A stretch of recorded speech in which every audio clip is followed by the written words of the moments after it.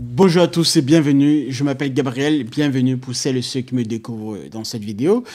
Aujourd'hui, nous allons parler et discuter d'un sujet très essentiel, très important dans l'apprentissage de l'intelligence artificielle. Et je fais également cette vidéo aujourd'hui parce que j'estime que le sujet est très essentiel. Alors, pour planter le décor et vous expliquer le contexte, c'est que si vous observez notamment les États-Unis et la Chine, vous constatez que ces deux nations se livrent une bataille très féroce autour de la question de l'intelligence artificielle. Ça, je pense qu'on peut être tous d'accord là-dessus, sur ce constat.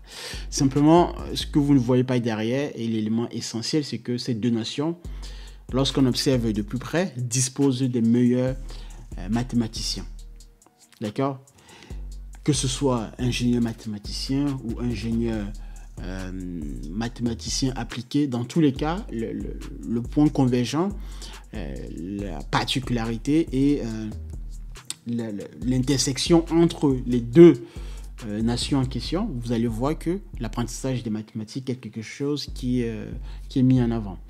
Et donc, aujourd'hui, ça tombe bien. L'idée pour moi dans cette vidéo, et même des prochaines vidéos qui vont suivre, va être de vous expliquer les notions clés en mathématiques qui vous permettront de progresser rapidement dans le domaine de l'intelligence artificielle pour celles et ceux qui aimeraient devenir ou avoir un très bon niveau d'ingénierie dans la conception, le développement et le déploiement des systèmes d'intelligence artificielle.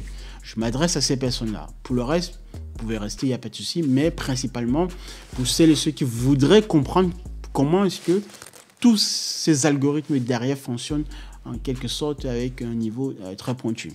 Donc, aujourd'hui, on verra l'essentiel et la puissance de la dérivée d'une fonction.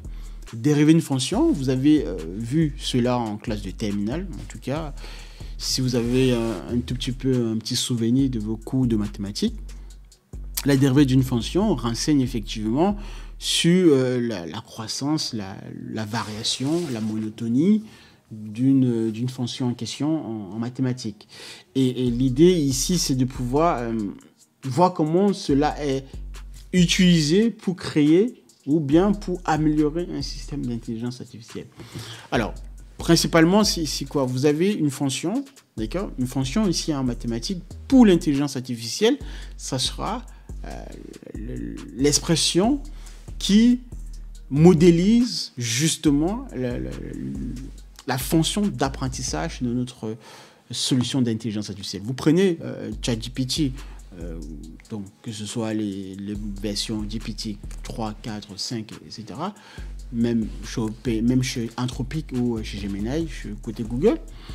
Tous ces modèles-là, ce sont des fonctions mathématiques géantes, mais in fine, on peut réduire cela à une seule fonction mathématique.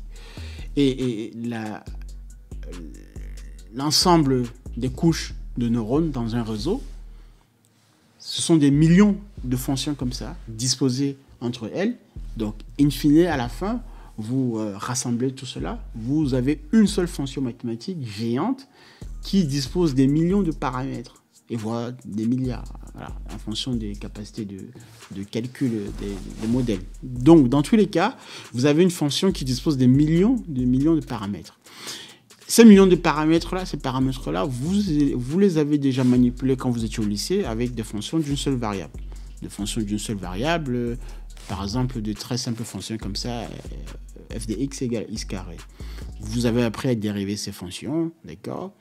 On vous a montré tout un tas de techniques de dérivation là-dessus. C'est la même chose avec les modèles d'intelligence artificielle. Je vous ai dit, l'ensemble des couches du réseau d'une fonction, d'une solution d'intelligence artificielle constitue donc une fonction ayant des millions de paramètres. Ce que l'on faisait avec une fonction d'une seule variable, c'est la même chose que l'on fait avec une fonction de plusieurs variables. Simplement, plutôt que de dériver uniquement sur une seule variable, on va dériver ici maintenant sur chacune des variables en question qui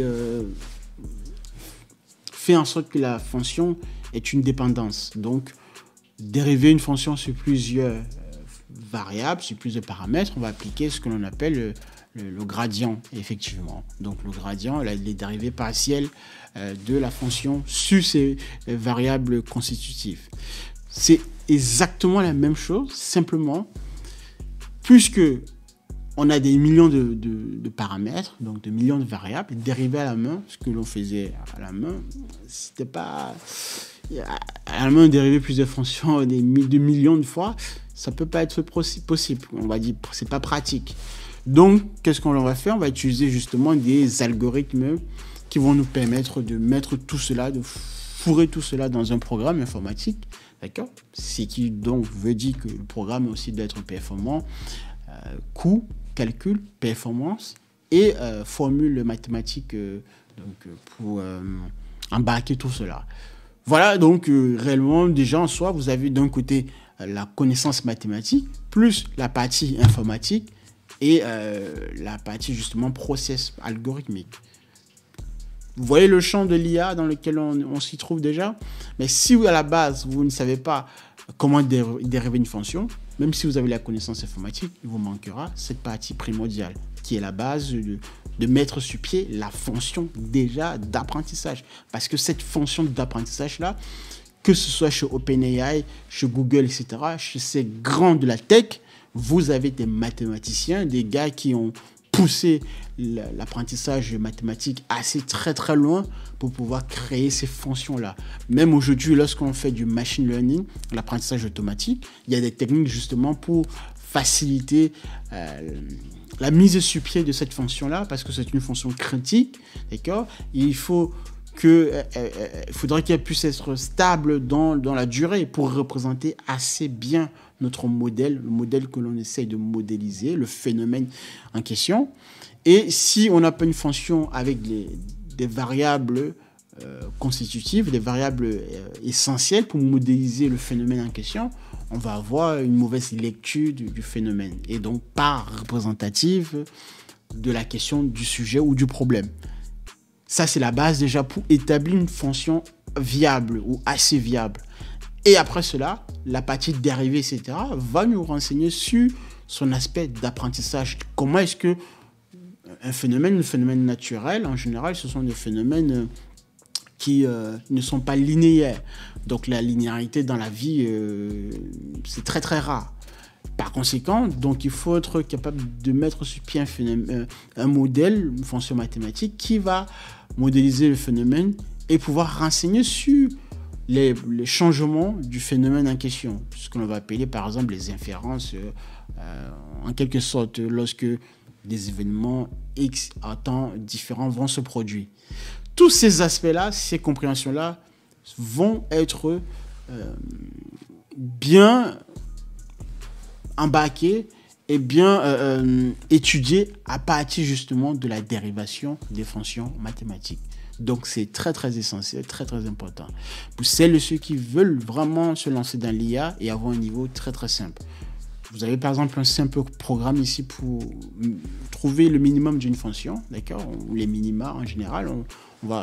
Première chose, on prend une fonction, on la dérive, dérivée première, on regarde sa vitesse d'apprentissage, on étudie justement le nombre de fois d'itérations qui seraient nécessaires pour pouvoir avoir le minimum en question, le minimum de convergence, d'accord? C'est ce que vous avez vu avec le tableau de variation lorsque vous étiez en terminale. On vous a fait étudier le tableau de variation d'une fonction, les intervalles où la fonction variait de signe, changeait de signe, en fonction du signe, moins la fonction était décroissante lorsque la fonction dérivée était positive, plus lorsque la fonction dérivée est positive, la fonction est croissante, etc. Donc, après, une fois le tableau de variation installé, vous étudiez, parfois, voire plus loin, des branches infinies et tout le reste. Dans tous les cas, c'est très, très essentiel si l'on souhaite avoir un niveau très, très avancé dans la mise en place et la compréhension même d'ailleurs des systèmes d'intelligence artificielle. C'est la même notion vue au lycée, simplement on l'étend par extension sur des millions de paramètres, sur des millions de variables. Voilà en quoi étudier la dérivée d'une fonction est très essentiel dans l'apprentissage de l'intelligence artificielle. Ça, c'est vraiment, j'essaie de vous simplifier les notions et vous donner véritablement le cœur de la chose. Donc, je vous donne la ligne directrice et c'est à vous maintenant d'aller chercher si vous souhaitez vraiment vous former dans l'IA et avoir un très bon niveau au niveau des entreprises, d'accord, occuper d'un emploi qui va vraiment payer surtout, d'accord, être cette personne-là au sein de la société. qui, lorsqu'on aura un problème d'optimisation de la solution d'IA, d'être capable de penser le problème et donc d'y arriver même à la notion de mise sur pied, de correction de la fonction mathématique qui représente le modèle d'intelligence artificielle en question. Ça, après, vous avez l'IA, donc dans la reconnaissance d'images, les voitures autonomes et les derniers modèles justement des LLM en question. Mais derrière ce que je vous ai dit, derrière ces modèles-là, vous avez en application les formules dérivées, l'étude des fonctions analytiques de manière globale, que ce soit avec des variables réelles ou des variables complexes pour des modèles beaucoup plus compliqués. Donc, je vais m'arrêter là. J'espère que ça a été compris. Et on se retrouve la prochaine pour une nouvelle vidéo de compréhension de l'IA et de ses enjeux. Abonnez-vous, likez, c'est très important pour le référencement de la chaîne. Je ne le dis pas assez, mais c'est très essentiel pour moi, pour que je puisse bien sûr vous proposer des contenus de ce genre, si vous souhaitez d'ailleurs. Et on se retrouve la prochaine. Restez concentrés les amis et je vous dis merci de m'avoir suivi. Au revoir.